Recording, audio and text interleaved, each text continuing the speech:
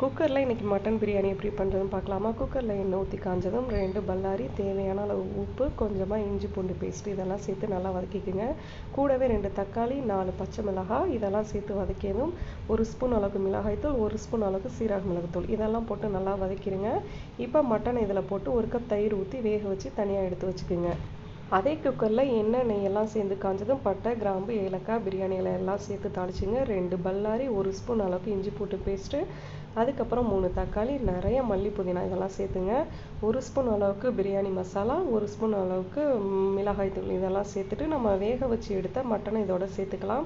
6 whistle விட்டு நான் வேக விட்டு எடுத்திருக்கேன். அடுத்ததாக ஊற வச்ச பிரியாணி அரிசி இதெல்லாம் சேர்த்து 2 விசில் மட்டும் போட்டு இறக்கிடுங்க. ஏற்கனவே நான் வெங்காயத்தை நல்லா பொரித்து கோல்டன் ப்ரௌனில் எடுத்து வச்சுருக்கேன். இப்போ அதன் மேலேயே தூவி நல்லா கிளறி விட்டிங்கன்னா கொஞ்சம் கூட அடி பிடிக்காமல் உடையாத மட்டன் தம் பிரியாணி ரெடி ஆகிடுச்சு. கண்டிப்பாக நீங்கள் வீட்டில் ட்ரை பண்ணி பாருங்கள்.